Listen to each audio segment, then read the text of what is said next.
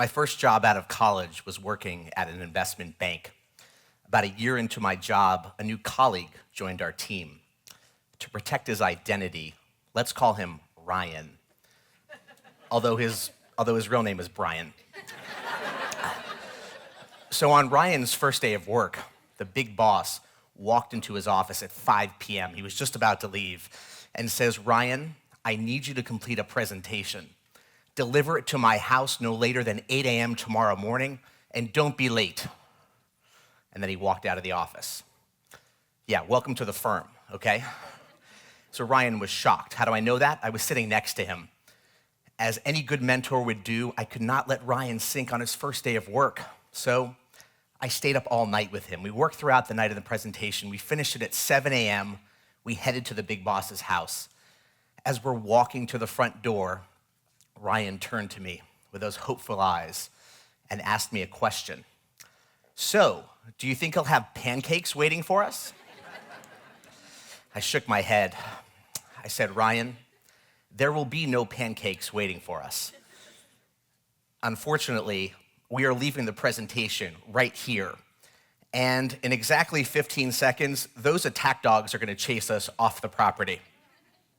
With 13 seconds remaining, Ryan turned to me and asked me a question that has stayed with me ever since. Where's the happiness? Where is the happiness? It's a question I've thought about for the last 20 years. I'm a CEO, an entrepreneur, and I write extensively about leadership and success and happiness.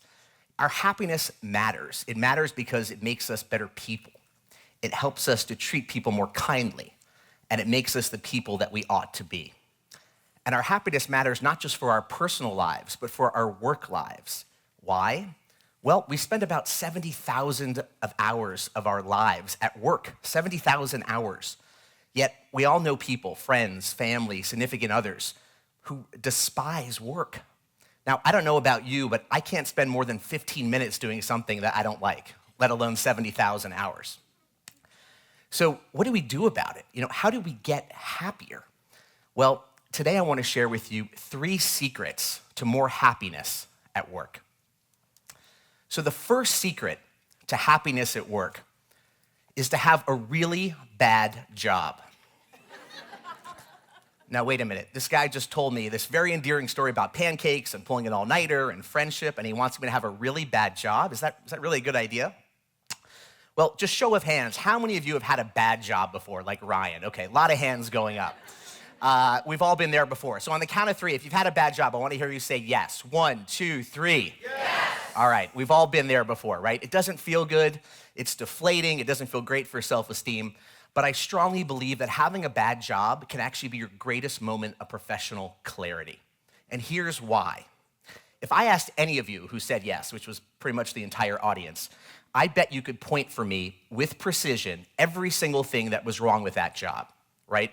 All the missed revenue opportunities, all the costs you would have cut, all the inefficiencies you would have removed, who you would have hired, who you wouldn't have fired, all the bad decisions your boss made, right? I bet you could lay out point by point an entire game plan of how you would have done things differently.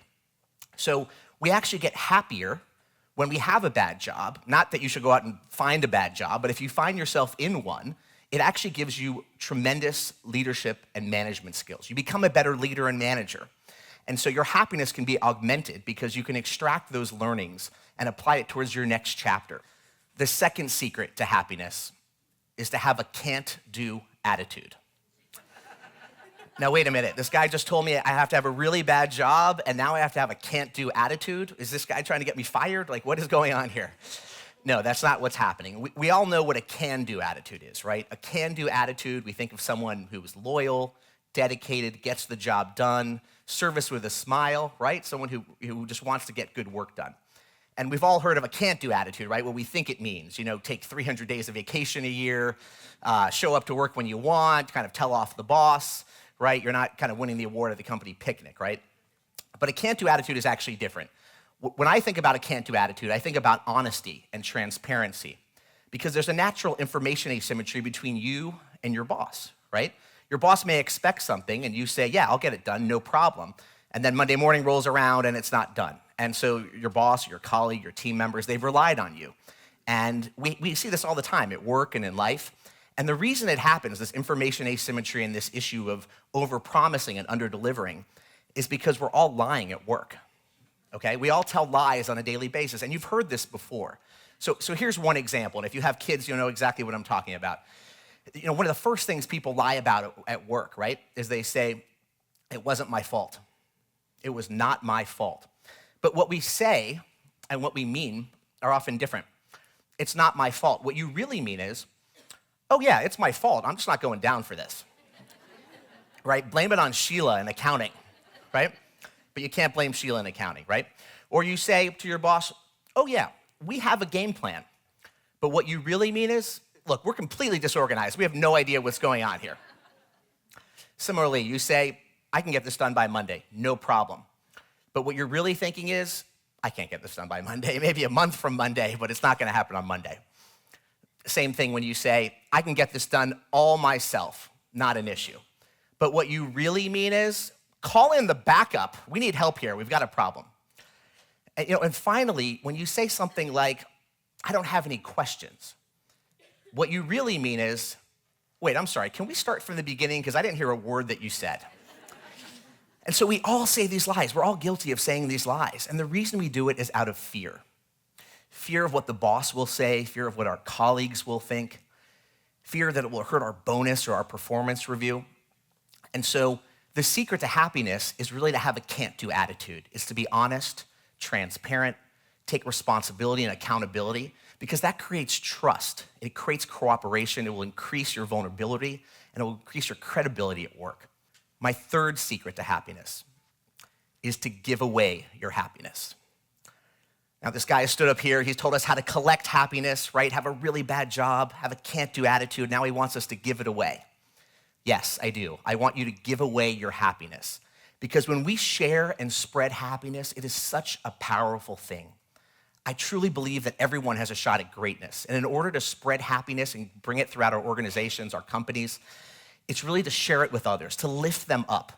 Because my happiness and your happiness are actually intertwined. We may not work together, we may not see each other every day, but we can actually augment people's feelings and happiness, right? We can do it through gratitude, being thankful, appreciating a job that they've done, right? You know, science shows when we express gratitude, it helps us mentally, but it helps us from a health perspective, right? It lowers our heart rate, it improves our immune function. There are so many different health benefits. It even works against depression and anxiety. And so one of the great things you can do at work is to give away your happiness. And I'll give you just 2 examples of how that works. So every spring at the US Naval Academy, the freshmen, or plebes as they're known, must complete one final task before they become second years. So they have to conquer Herndon, which is a 21-foot obelisk. It's a monument, and it's made of granite, and they make it very slippery by spreading vegetable shortening all over this obelisk, okay? And they spray it with water. And the plebes can't wear shoes. There aren't any steps or stairs or trees from which to jump on this. And they can't accomplish it just as one individual. They must do it as a team. And so the solution to conquering Herndon is often to form a human pyramid. And everyone helps everyone else get to the top. And the goal is to replace at the top this Dixie cup hat with an upperclassman's hat. And so when they can hoist someone to the top and replace it, it's a beautiful, awe-inspiring experience, because the human pyramid collapses and there's joy and jubilation, there's fulfillment, and there's respect for each other. And it is one of the greatest accomplishments that they experience while at the academy. And so when we share happiness and give it to each other, it creates a team mentality that is unparalleled. And so the last thing I want to leave you with when you share happiness with others is just to turn to the person next to you and just give them a big high five. Just give them a big high five. There you go. Awesome. I love it. And then I want you to turn to the person on the other side of you and give them a big high five. All right. Now, how did that feel, right? Everyone's laughing. I see smiling. Everyone feels better. That's what we need to do in our organizations, right? That's what we need to do at work to give away happiness, because both givers and receivers of high fives feel better, right? Receivers, how did you feel? It felt great. This person next to me, I don't even know them. They're giving me a high five. I mean, how nice is that, right? That's kindness. Kindness requires zero talent. Givers of high fives, how does that feel? it feels great to actually give away happiness. So when you give and receive happiness, it's a wonderful experience. And so my last piece of advice to increase your happiness is to give it away and always find time for a high five. Thank you very much.